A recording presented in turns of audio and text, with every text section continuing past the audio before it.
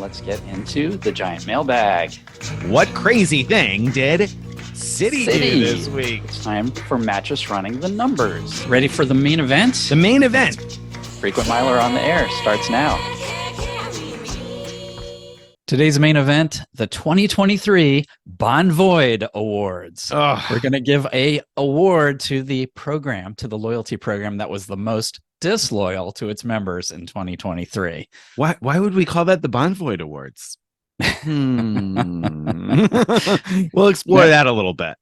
Yeah, Marriott Bonvoy is the namesake for these awards, and once they came up with the term Bonvoy for the rewards program, it quickly became a negative adjective describing anytime you get poor treatment from a loyalty program. Basically, then you say you were Bonvoyed. And so that is the origin behind the name of our Bonvoyed Awards. Congratulations, Marriott. You picked a memorable name.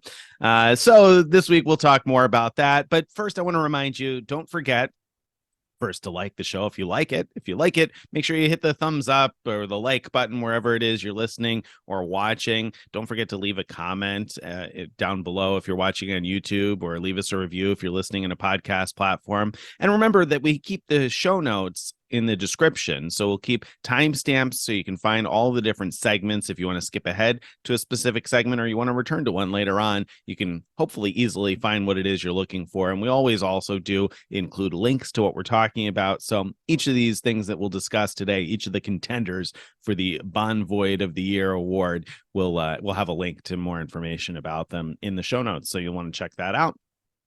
So now let's drag out this week's giant mailbag. Today's giant mail. We need a little background first about today's giant mail. So last week we talked about the awards that we want most, and we had a difference of opinion about whether Air France first class, La Premiere class, is worth our bucket list. But regardless, and in that show we said that the best way to book Air France first class is actually to book a business class award flight and wait and hope for a offer to upgrade for cash to first class. And in the comments of that post, as well as emails we received, we were told you cannot actually upgrade to La Premiere, which is Air France's first class, from a business class ticket booked with miles anymore. And there were people linked to 1 Mile at a Time, who had a post in, I think, July of this year saying exactly that they had stopped allowing those upgrades. But then in the comments, Ben said, is this true? Some of the comments on the 1 Mile at a Time article suggest that people have been able to upgrade award business class tickets to La Premiere. So I looked at the comments and I saw, for example, this one from Sam Kim this is in the 1 Mile at a Time article. Sam said, as of December 2023, with no Flying Blue status, I've continued to get business class to La Premiere upgrade offers from Air France on Air France booked tickets for about $2,000 is the offer to upgrade. What Sam doesn't say explicitly is whether those tickets were booked with miles. It just says booked with so I assume he meant with miles, but anyway, the point is maybe jury's still out on that. What? The jury is still out on that. We don't know. Jury's still out on that, exactly. Maybe you'll get an upgrade offer. Maybe you won't. Don't count on it. Of course, we always said you can't count on it. It's something that you may or may not get anyway. But it sounds like it's maybe less likely than we thought. Yeah. Okay. Well, so we went from a mea culpa to maybe not, maybe nobody really seems to know, but that it kind of makes sense, right? Because I feel like, why would they close that door entirely? They never had to offer an upgrade anyway, so they don't want to offer any upgrades. They can just not offer any for a while.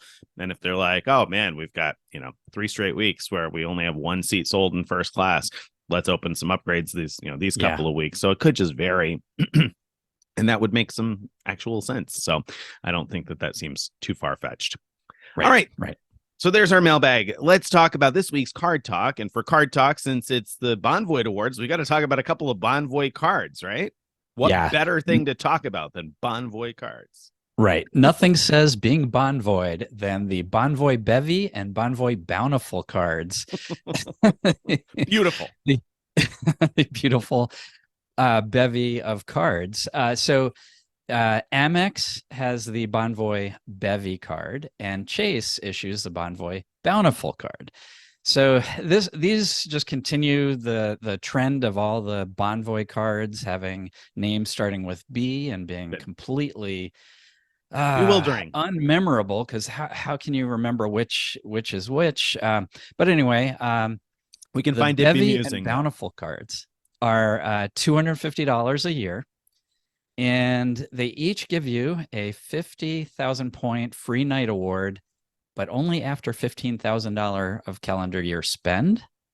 They each give you automatic gold status with Marriott, and they each earn 6 points per dollar for Marriott stays, 4 points per dollar for grocery and dining, but only on the first $15,000 of combined purchases per year, and 2 points per dollar everywhere else, pretty much like every other Marriott card.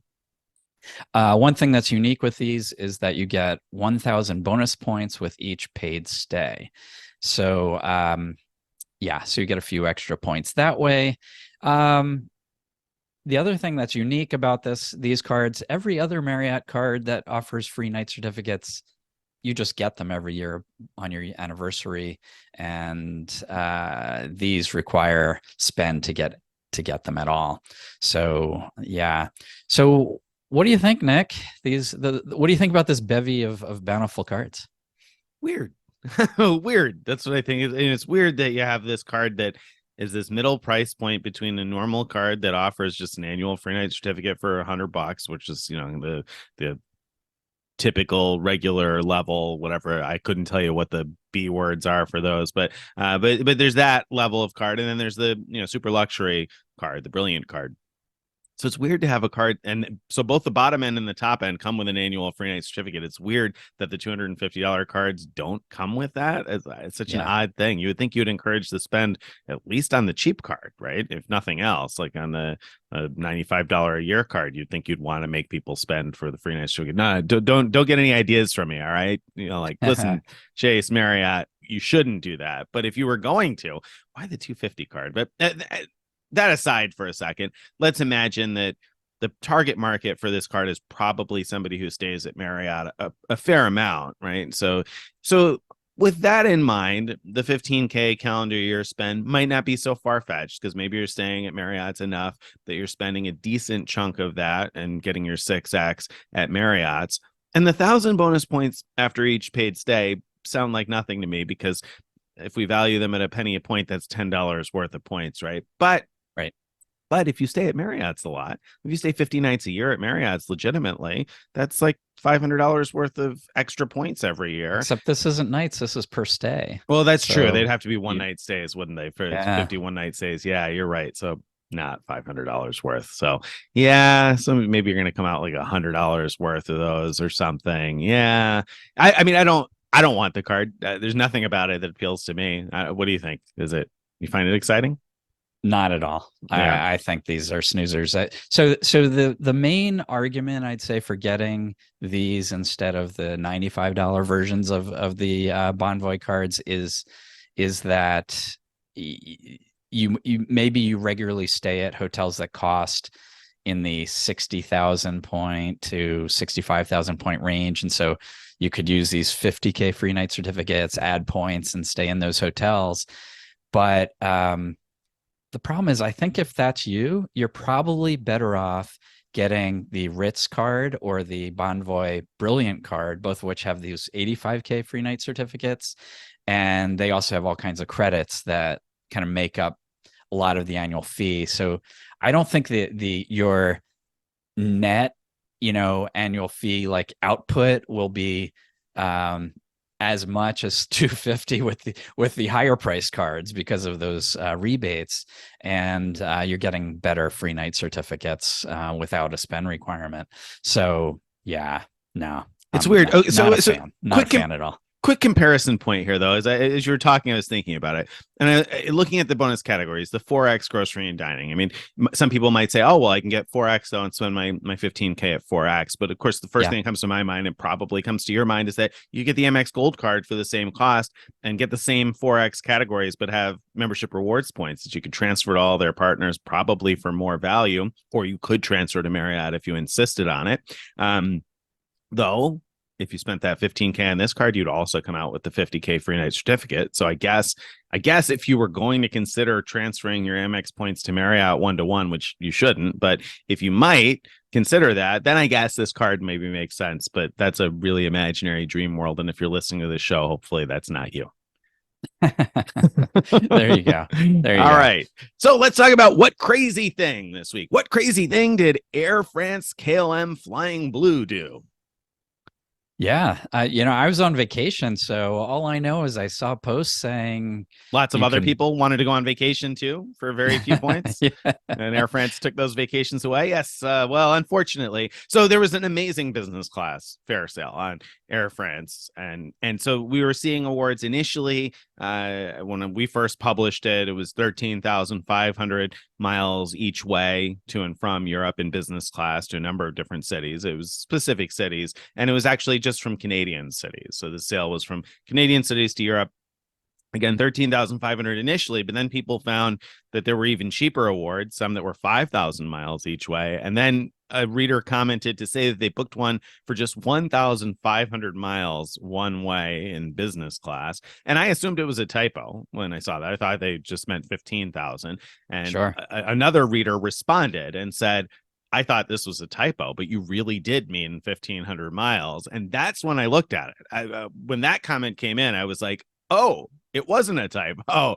And so lots of people rushed to book these. And oddly enough, they lasted for quite a while. It was surprising how long this lasted, that you were able to book these flights for, again, as little as 1,500 miles and $290.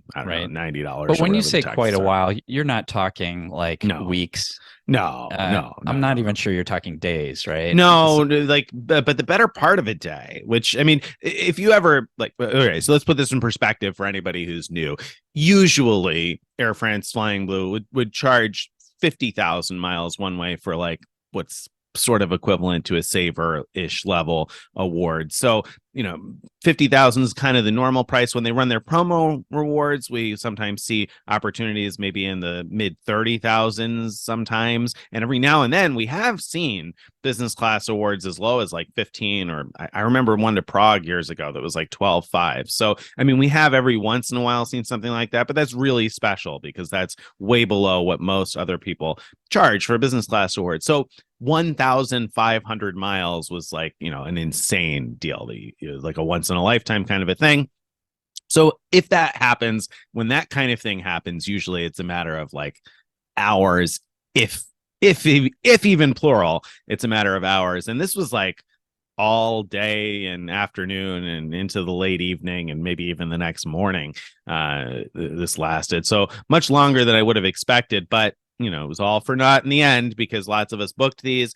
And then Air France decided that they didn't really want to put them on sale quite that nicely, which, is disappointing. And I'll come back to that in a second. But anyway, they decided that this was a mistake and that they didn't actually intend to sell the awards for those prices. So they've canceled everybody's awards, almost everybody's awards. They haven't notified everybody that they've been canceled. I booked my family, and I haven't received any word from Air France that our flights are canceled. I did pull up the app after people started reporting the cancellations, and I saw that my flights are canceled, but I haven't received an email telling me that they're canceled yet. However, if you have Flying Blue Gold or Platinum status, then they are going to honor your flights if you booked the 13,500 mile ones or more, presumably. Not if you booked the 5,000 mile or the 1,500 mile ones. Those are getting canceled for everybody, I believe. But if you have a reservation at 13,500 miles each way or more and you have gold or platinum status, they are going to honor that for their best customers, so to speak. But everybody else, tough luck. You're out of the miles there, or not out of the miles, but you're out of the award anyway, because they're canceling it. And it's disappointing to me for a few reasons. Number one, They don't have an award chart. So when I just said they usually charge about 50,000 miles, that's what we've all found from anecdotal experience, searching lots of times. But the truth of the matter is they didn't want to commit to an award chart, so they got rid of it years ago. So they don't have an actual price. The price is whatever they want to make it, right? They can charge as many miles as they want.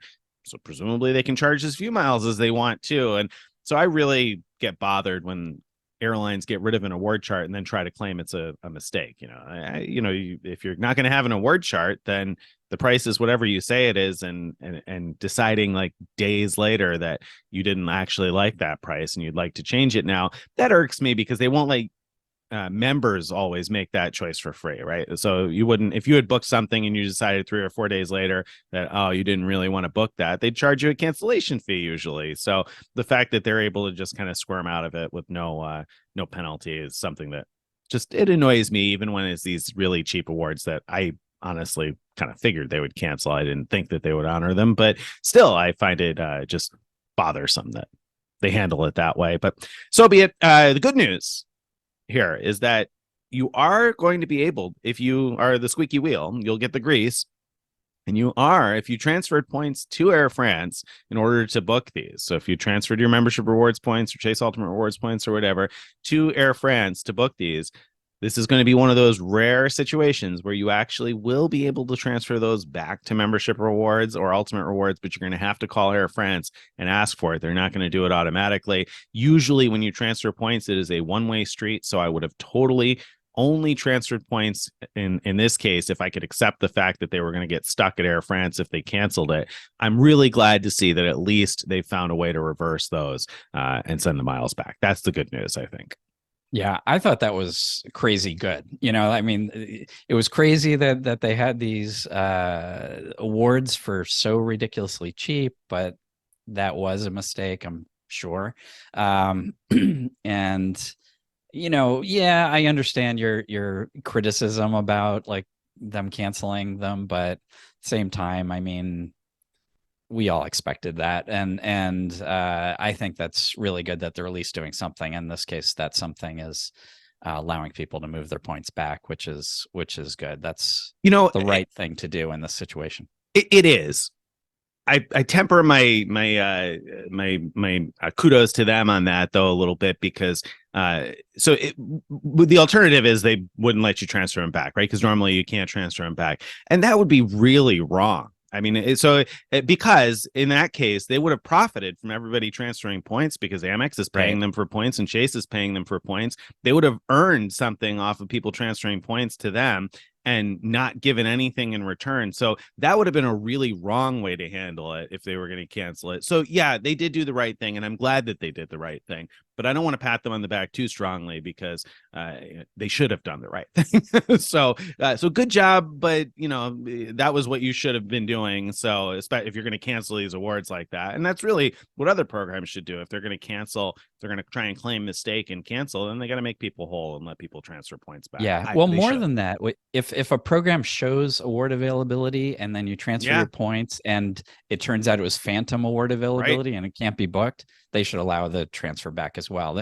So there's a lot of situations, not just these canceled things that they should allow it. Most don't. I still give kudos to Air France for this situation. Mild kudos, Air France. Mild kudos. Mild kudos. From me. Greg gives you the full thing, but I just give you mild kudos. All right. So that's the crazy thing. So if you booked that and you want to get your transferable points back, please do call Air France. It's not going to cost you anything. The cancellations, when the airline cancels your award, you don't pay any fee to get your miles and your money back. So that I assume will happen automatically. I don't think it has for people yet. I don't think people have gotten the points back yet.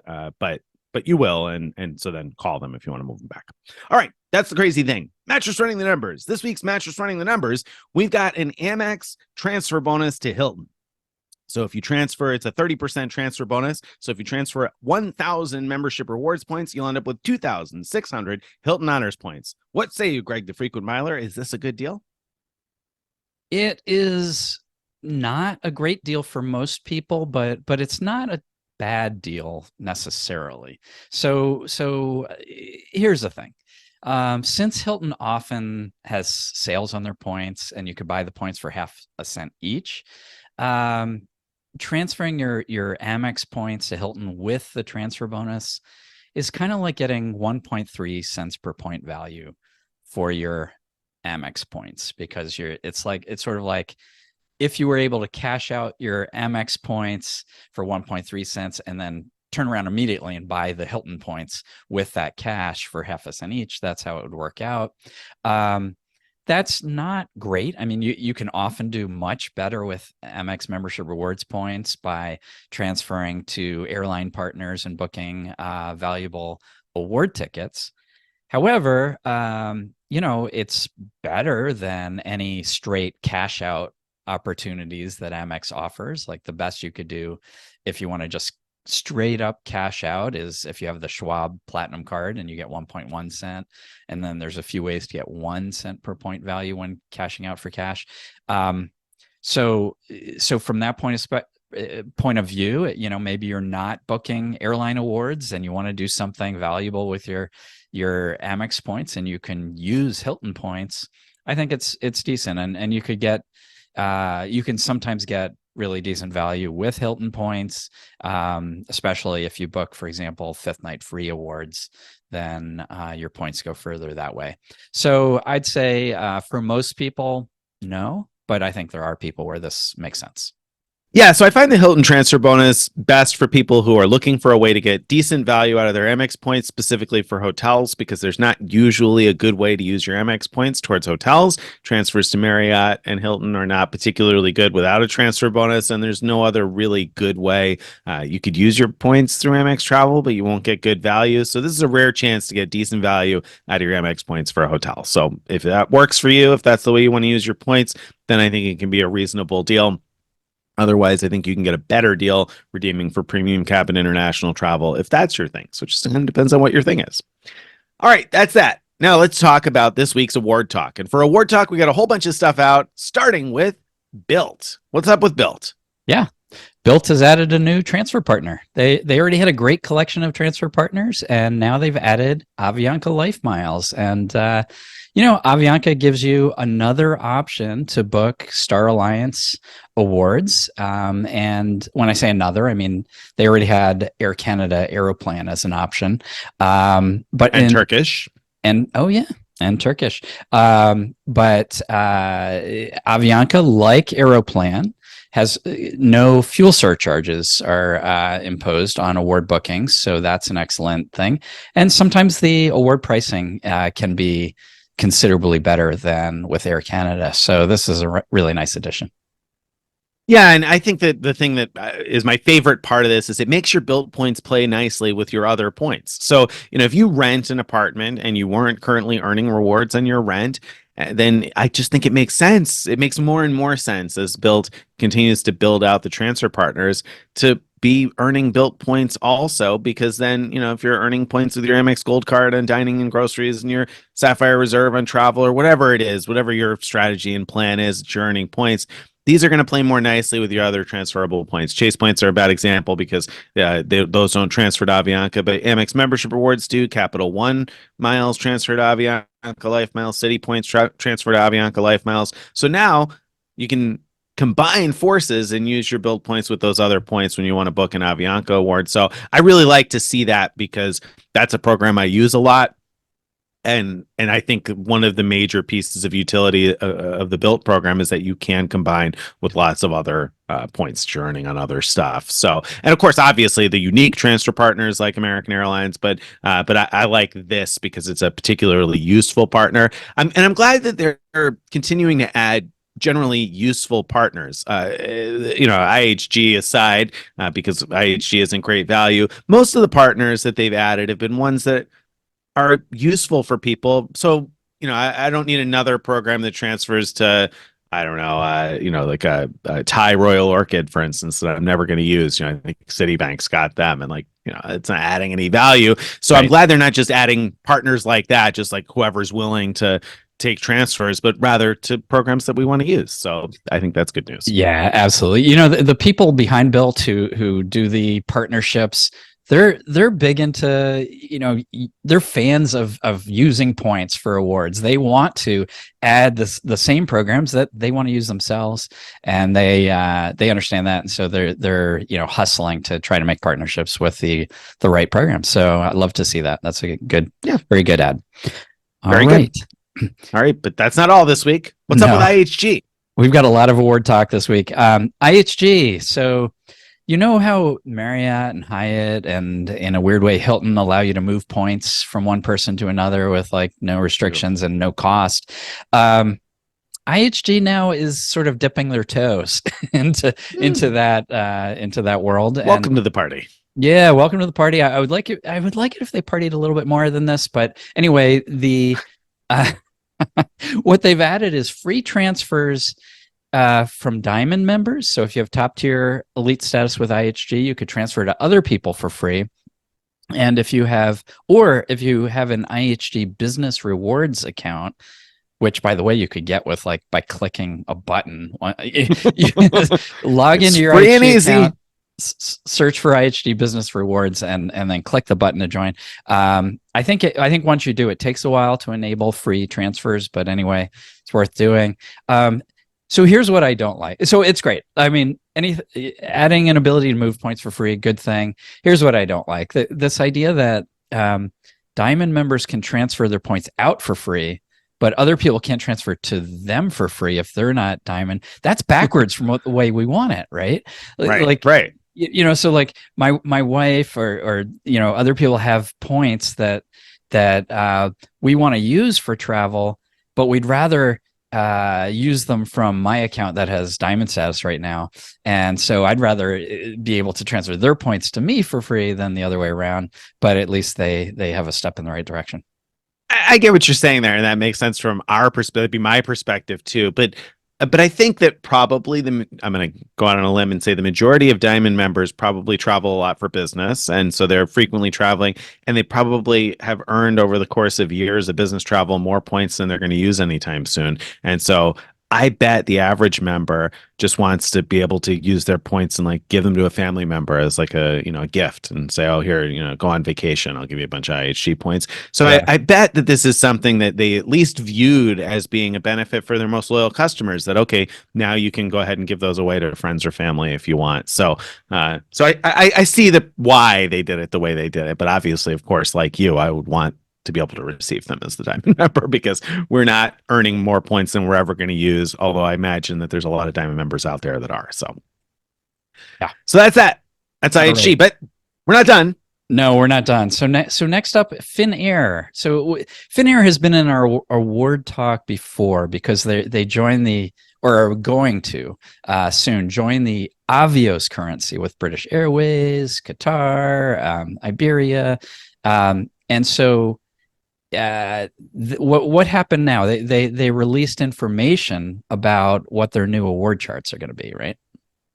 They did, and also the delay. So this was initially expected to happen in January. Now it's not going to happen until March of 2024. But Finnair Plus will join the Avios currency. So Finnair Plus, it's a little confusing because each of the airlines that use Avios as their currency still have their own frequent flyer program, but their frequent flyer currency is Avios. So it's kind of a little confusing in that realm. And that it's not one, Avios isn't a loyalty program. It's a name for the points. Right. And because they all share that same name for the points, you can move the points between different airlines that use those points. So it's like their own monopoly money that you can trade with other airlines that use that form of monopoly money.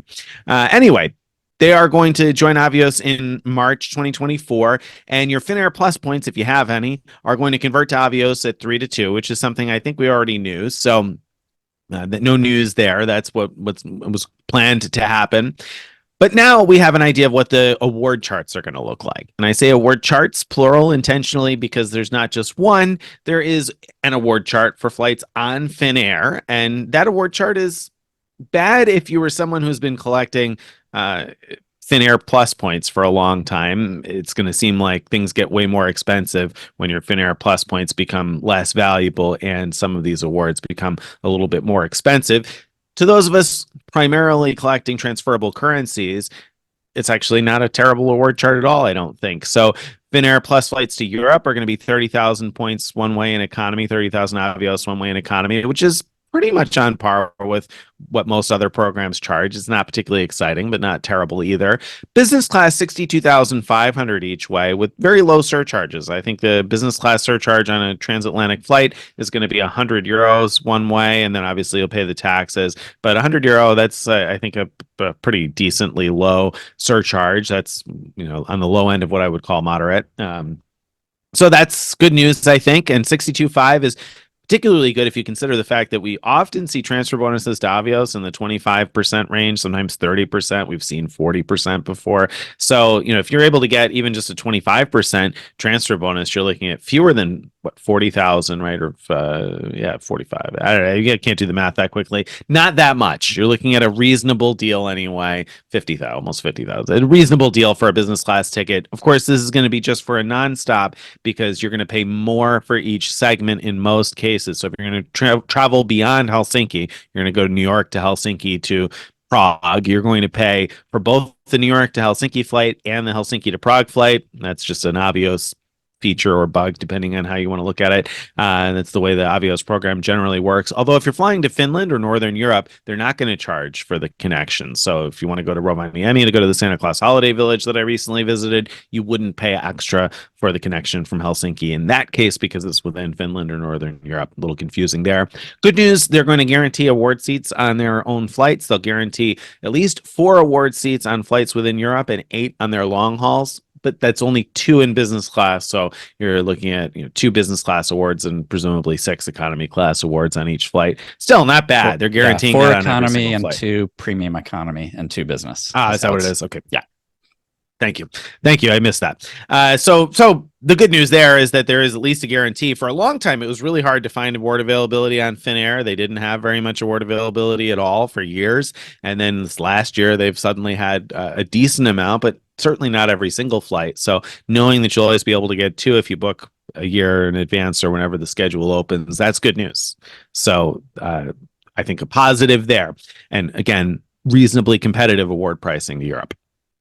Some other highlights, they have various partner award charts now. So each partner has its own individual award chart, taking a page out of Alaska's old award charts book, which was surprising. I expected that everybody would be subject to a regular distance-based chart like most programs that use Avios, but it's a little bit different. They're still basically distance-based just not on numbers. They actually named out different regions and routes and whatnot. But a couple of the highlights are Alaska flights on Alaska Airlines to Hawaii from North America, 13,500 miles each way. And so that is what Avios, we used to pay with British Airways Avios from the West Coast cities to Hawaii, but they increased that rate. British Airways increased that rate to 16,000 not that long ago.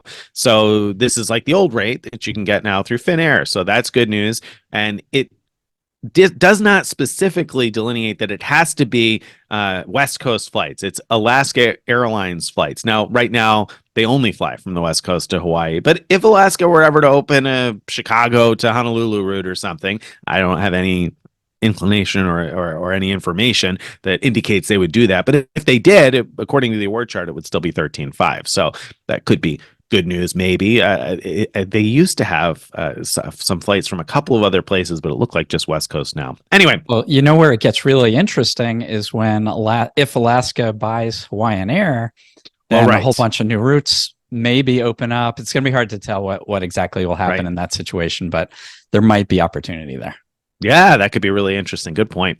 American Airlines within North America, 11,000 Avios each way in economy class, 30,000 in first class. Keep in mind, you're going to pay by the segment, so you will pay more for each segment. But a couple of good things there. The 11K economy class, that could be good for flights that would be long enough to have cost you more Avios than that with other programs. And 30K first class, it actually says first class, not business class. And so I wonder if, in the short term anyway, while American Airlines still has 3 cabin first class, the way I read the chart, it looks like your transcon first class flights would be 30,000 each way if they, of course, release space to partners. So you got to get lucky on that front. But $30K, that's pretty good for that flight these days. And you get first class dining and all that in the flagship lounge. So that could be a decent deal. American Airlines to North America, or rather from North America to the Caribbean or Mexico, $13K economy, $25K business. Again, reasonable deals that might be better than what you're going to pay with American Airlines miles. Might not. You're going to have to check American Airlines too if you've got those miles, but certainly could be a better deal. And North America to American Airlines North America to Europe is $65K. So that's also a reasonably good deal. Now, if American Airlines has award availability on that, it should be like 57.5, but you never know because American can charge whatever they want in their own flights. So it's not necessarily going to be a better deal with American Airlines miles. And again, like everything else we've said so far, if you get a good transfer bonus, these become even better. Yeah. And the last one we'll mention is Qatar way to and from Europe, 41,250 each way, which is again roughly on par with what American charges. I think American charges 42.5 on that route, so a little bit less than what American charges, and again, better yet with a transfer bonus. So decent deals. I mean, they're not earth-shatteringly good, but they're reasonable in a bunch of those situations. Yeah, I scanned through some of the award charts, and there are some awards that are stunningly bad deals. Yes. Yes. But we just highlighted a number of them that seem to be more on the good deal side of things. What I like about this is that we now have an Avios based program that is zone based as opposed to distance based. And so, I think this will be especially relevant to people on the West Coast wanting to fly to Europe, for example, where with the other Avios programs, that would be very expensive and you would look for other currencies to book it. And so there's going to be opportunities like that. So it's not like I'm super excited about any one particular thing here. It's just more that we now have another tool to use, or we will soon have another tool to use to get just the right award. And we'll be able to, as is the case today, look at the different Avios programs to see which one has the best deal for any given flight and move your points to that one to book it. And so here's one that is very likely to have very different pricing in a lot of situations, both on the good and bad side. And so that makes it it'll be it's very interesting. And I think there'll be some other sweet spots that we haven't mentioned yet that we'll discover through this. Yeah, I'm excited about it only because it isn't the same as the other Avios programs. It's exactly what Greg said. The alternative to this would have been they would have just had the same distance space chart that British Airways has and Iberia has. And that alternative would have been not interesting at all because, well, what do I need that? I already have that. So this at least gives you something that's different. And again, it's going to be bad different in many cases, but at least there's some opportunity for it to be good different. And so that's better than just copying. I have to say one disappointment I had is when I saw that for their own flights, they had very moderate fuel surcharges listed as what they would impose. I had this sudden hope, maybe if you book British Airways flights through them, you'd also have moderate fuel surcharges. And I know it's a pipe dream, but they don't explicitly say right now on their website what fuel surcharges will be passed along with partner bookings. But what they say about British Airways is that any flights on British Airways follow the British Airways award pricing. And I think that also means it follows British Airways surcharge pricing. That's what I think that probably means. Very likely. Very likely. All right. That wraps up our award talk finally. And I think brings us to this week's main event. Main event time, the 2023 Bonvoyed Awards. It's the time that we've all been waiting for all year long because we love giving awards to the programs that mess with us the most. So we're going to identify which loyalty program was the most disloyal to its members this year. We've got 7 nominees for the Bonvoyed Awards for 2023. We're going to read off the nominees, describe a little bit about why they are nominees, and then at the end, Nick and I are going to pick our favorite.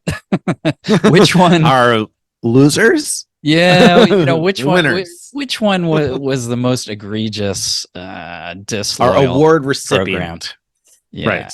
yeah. All Yes. right, let's get started with the list of the 7 nominees. First up, Bonvoy. Marriott Bonvoy. They Bonvoyed their free night extensions. So up until recently, it's been possible when you have a free night certificate that's about to expire, it was possible to call up Marriott and get it extended. It often took 6 or 7 phone calls, but it could be done. It seems like they've nearly completely, maybe 100% completely, stopped that. I in fact just talked to a supervisor this morning trying to get a free night extended, and he just could not do it. The system would not let him. He wanted to help, but no luck there. So yeah, bad news That with hurts. Bonvoy.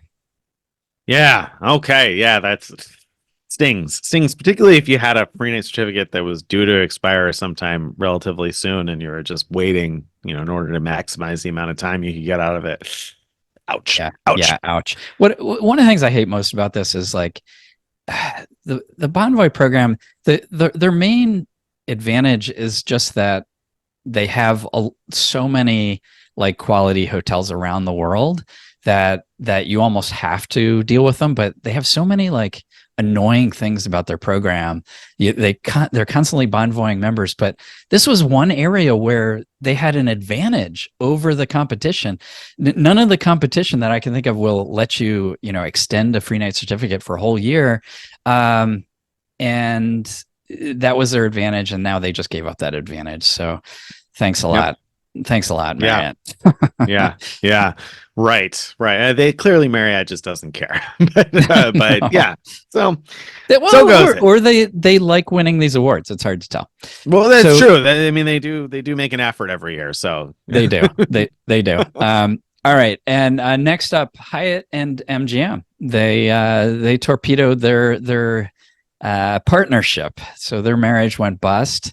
And I guess why are we mainly sad about that? Why don't you describe that, Nick? Well, I don't know if we are sad. I am sad about it for sure. I don't know whether you're sad or not. Maybe not everybody is. But the bummer here is that twofold. First of all, if you go to Las Vegas, it was nice having MGM as a partner because there are so many MGM properties on the strip. So if you could stay at any of them, you get Hyatt credit, you could earn Hyatt points on your spend, you could dine at different restaurants and charge it all back to your folio at one. And so all of that stuff was really nice.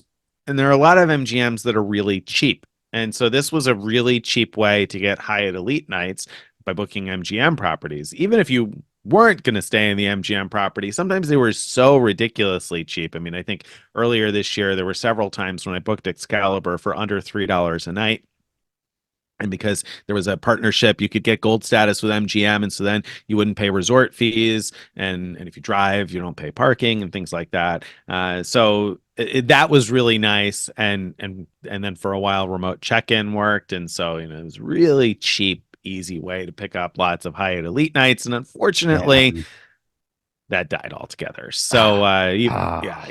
even before the partnership died, they stopped letting you check in remotely if you, if you had a Hyatt number attached to the account. So that was a little piece of bad news there. And then they ended the partnership altogether in September in favor of partnering with Marriott. So we no longer have that great way to earn cheap Hyatt Elite nights and promotions and things like that. Any kind of promotion that was based on a number of nights or stays or that sort of thing. It was definitely a cheap and easy way to do pretty well on that. So disappointing. Also disappointing to not be able to have an easy avenue to MGM Gold status, because previously, if you had Hyatt Explorist or Globalist, you could match to MGM Gold, and then that could be a way to get a bunch of free cruises, all the free cruise stuff that we've talked about. And so that's gone too. So unfortunately, bye bye to that one. And hello to Marriott, but we don't really know what that's going to look like, even though the partnership was scheduled to be all unveiled by now. I think they still haven't. So we don't really know what that's going to entail going forward. So Yeah. Bummer there. All right, moving on. Next up is Wyndham. So Wyndham vacates their high value Vacasa bookings. So, we love using our Wyndham points to book Vacasa vacation rentals for 15,000 points per bedroom per night. That still exists. The problem is that it used to be that you could book a stay where the cash rate was $500 per bedroom per night, and up to that amount anyway. You could book up to that amount. They lowered that cap to $350, and so a lot of the properties that were bookable before are no longer bookable because they cost more than $350 per night. That includes like that awesome beach or oceanfront condo that I booked when I was in Hawaii. I wouldn't be able to book that today with Wyndham points. Yeah, that's a bummer because there were some places I really liked. And I went to Pigeon Forge area a couple of years back, and there were a lot of great looking properties there. We really enjoyed the one we stayed at. And that would have been right on the cusp of this 350 at the time I went. And certainly a lot of times the year when demand is higher, it would have been more. And so there's lots of times of year when I wouldn't be able to book that at all now. And that's disappointing too, because I figured I would eventually get back there with the kids as they got a little bit older, because there's a lot of family friendly stuff there. So yeah, I'm bummed because this is it's still good. Let me back up and say it's still a good value if you can get a place that would have cost 350, for instance, a night with 15,000 Wyndham Rewards points. That's still a very good deal. It's just Absolutely. not as amazing, and some of these awesome looking places that you could book before, it's just a bummer to see them go away. So Yeah. All right. Ooh. Next up, Delta. Delta dumps their devastation.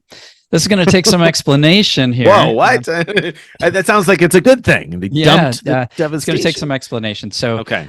Very high level. Delta announced this year that they were changing how you get elite status with the program, and they initially drastically increased the requirements to get to each level of status.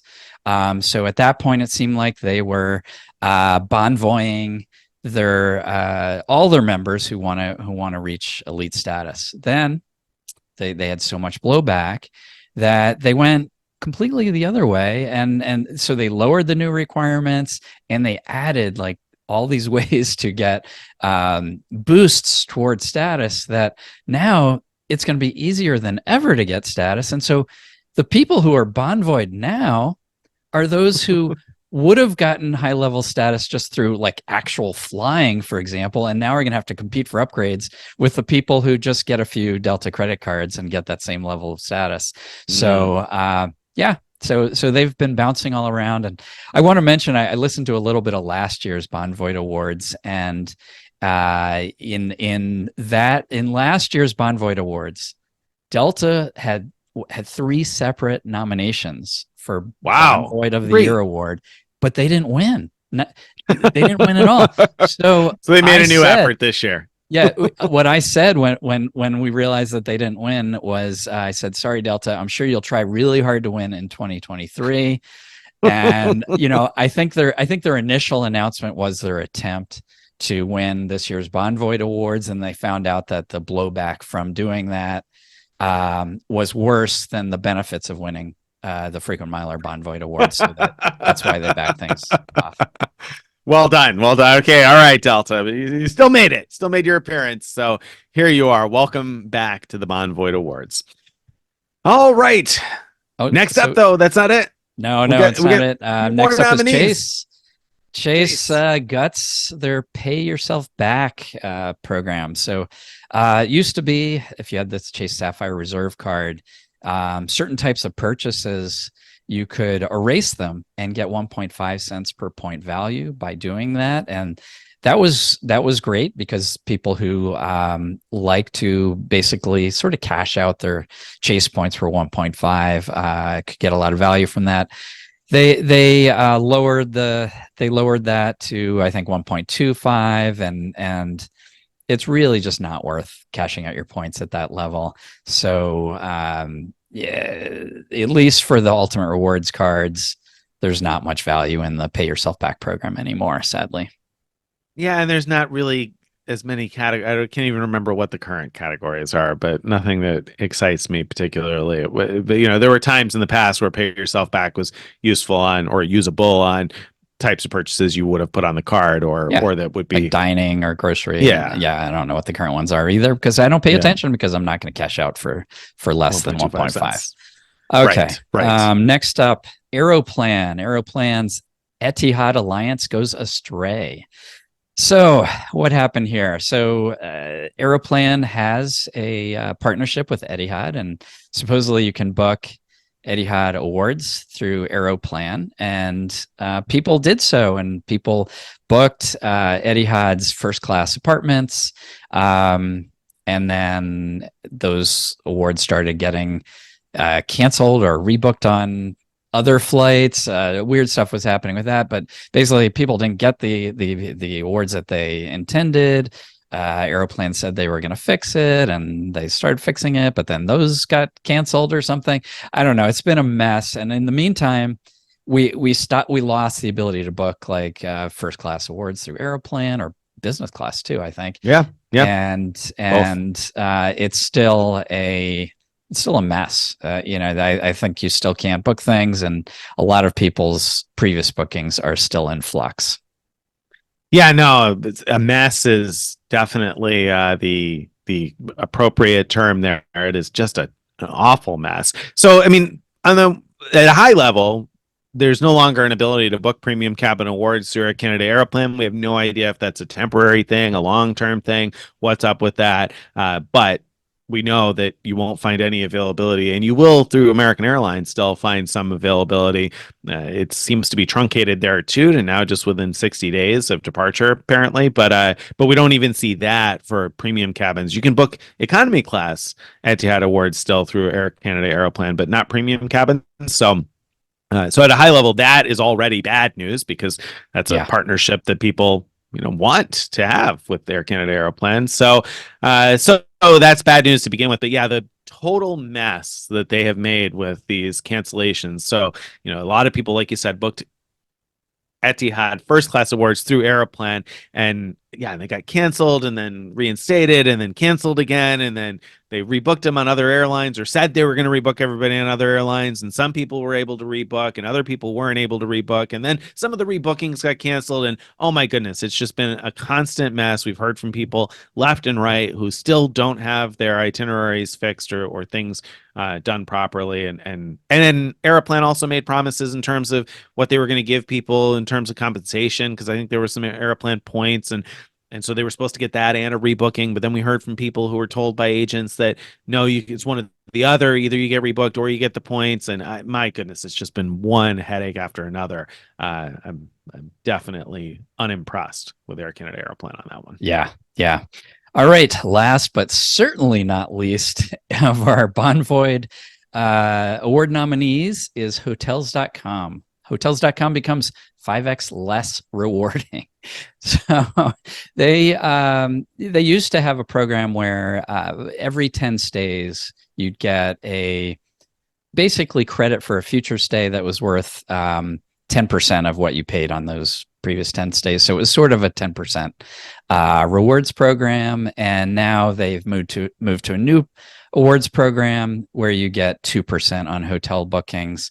There is some good news there because they now are sharing a rewards program with multiple platforms, Expedia and several other things, and so all your bookings through these multiple programs all combined together, and you could use them together. But it is going from 10% to 2% is a big drop. I don't need a calculator to figure that one out, right? I mean, that hurts. That's a huge devaluation if you were a Hotels.com fan. If you were somebody who regularly booked through them, which, we often say we don't book through third-party online travel agencies much, because if you book through like a Hotels.com, you're typically not going to get elite night credit from the hotel program or any elite benefits, at least in a lot of situations. So I don't want to book a Hyatt or a Marriott or something like that through Hotels.com, generally speaking. However, A, if you're not loyal to that particular chain, that may not have mattered to you. And B, there's lots of independent properties out there you might be booking. You might want to book through Hotels.com. And if that's your primary, game, then this was a good rewards program. Or if you're a free agent, you're like, I don't want to just stay at Marriott's or just stay at Hyatt's, I'm going to stay everywhere. Then it was a really good rewards program. But, unfortunately, it's not anymore. It's like, it's nice to get something back, I guess, if you're going to go there anyway, but it's not a reason to book through them anymore. You know what it did? It made some of premium credit cards more appealing. So now if I'm going to book an independent hotel through a portal, I'm going to do it either to earn 10x points through the Chase portal with my Sapphire Reserve, or 10x points through the Capital One portal, or right now through, I guess, summer of 2024, 10x through Citi as well, if you have the Premier or Prestige card. So a lot of opportunities to earn 10x valuable points. And I would take 10x points in those programs over 10%-ish back in hotels.com anyway. But now the difference is so much bigger. It's it really turns me towards those programs instead. Yeah, and it makes it so even if booking through Chase is more expensive, as long as it's not like way more expensive, it's still going to be a better deal. It could be, yeah, for sure. All right. So before we get into Nick and I saying who the winners of this year's Bonvoyed Awards are, I'm going to remind you who won last year. Last year, 2022, Nick's pick for Bonvoyed of the Year was American Airlines. So American Airlines had gotten rid of award charts for their own flights and started doing all these what were at the time called Web Special Awards. And what was weird about that whole situation was even when prices were super low on American Airlines flights, they were not available to book through partner programs. So you couldn't book them with your British Airways Avios or your Iberia Avios or really any of American Airlines partners. And so Nick was very much not a fan of that situation.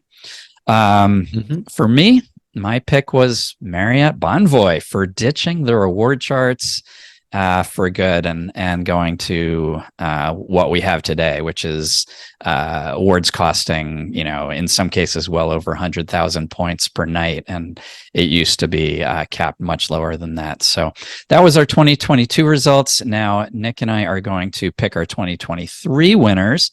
I'm going to quickly remind you who the candidates are. There's Bonvoy's free night extensions. Hyatt and MGM's marriage goes bust. Wyndham vacates high value Vacasa bookings. Delta dumps their devastation. Chase guts, pay yourself back. Aeroplan's Etihad alliance goes astray, and hotels.com becomes 5x less rewarding. Who do you pick, Nick? My clear winner here is Aeroplan. I'm so disappointed in Aeroplan because the people that run Aeroplan are like miles and points nerds, self-proclaimed miles and points nerds, people who understand this whole world. So they know that people were super excited about those Etihad first class awards, and clearly they weren't able to work things out with Etihad, and that part isn't entirely on Aeroplan. If Etihad just wasn't willing to play ball, there's only so much that Aeroplan can do to make them play ball. So I don't fault them for the fact that Etihad didn't allow this to happen. And in fact, I don't know this, but I wonder if the blocking of business and first class awards is a retaliation of sorts from Air Canada Aeroplan saying, well, fine, we're just not going to make those available. Maybe it's not the Etihad side. Maybe it's the Aeroplan side, as a sort of a retaliation there. I don't know that. I'm just totally speculating on that. But what's within their control is how they fixed it, and they didn't fix it. They just continued to break it over and over again, and they should have fixed this and made it easy and made sure all of the agents knew, because again, I feel like the Aeroplan knows why this would upset people, and the fix, so to speak, was relatively easy. And I say relatively because they promised Emirates bookings when available to people as a replacement without having to pay the additional Emirates price, and that's probably costing them something. So I can feel their pain there, but then they didn't even make that available to everybody who called, even though they were supposed to, and there were supposed to be points that were deposited, and not everybody got that, or some people got that and other people didn't, and it became such a mess. And we continue to hear from people all the time that their bookings, now their rebookings, have gotten messed up, and so they need to be reticketed, and Aeroplan agents don't know how to do it or say it's not necessary, and then, oh yes, it is necessary. And blah blah blah. So it's messy and it shouldn't be. Like it should have been fixed, and everybody should have been offered either rebook or cancel, and whatever compensation should have automatically gone out so that people don't have to call and be told different things by different agents. So I'm disappointed that Aeroplan hasn't done better on that, because I'm generally a very big Aeroplan fan, and I love their award chart. I've talked lots about the crazy cool things you can do with it. I've booked some amazing Air Canada Aeroplan awards, but man, I would be unhappy if I had an upcoming trip within the next month or two, as I know many people do, and it's all up in the air because Aeroplan can't get their stuff together and get these bookings fixed one way or another, the way that they promised to do. Yeah. Yeah. All right. So next pick is Aeroplan and Etihad's alliance. My pick. This is hard. I mean, Delta would have had it locked up.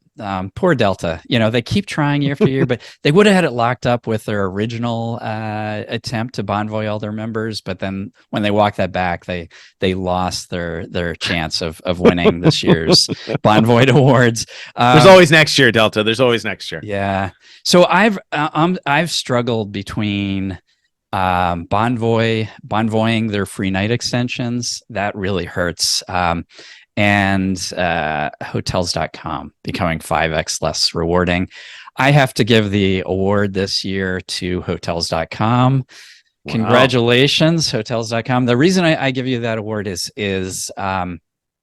even though I have these other channels, I can get 10x. I had finally settled on like a routine way of booking independent hotels. I would like find a portal that had some kind of bonus for hotels.com, click through, log in so that I'm earning rewards from hotels.com and book through there. And, having one less sort of like difficulty in figuring out what's the best way of booking things. It was good enough. It had good rewards. So I'll just do it this way every time. And now they're just not even on my radar anymore.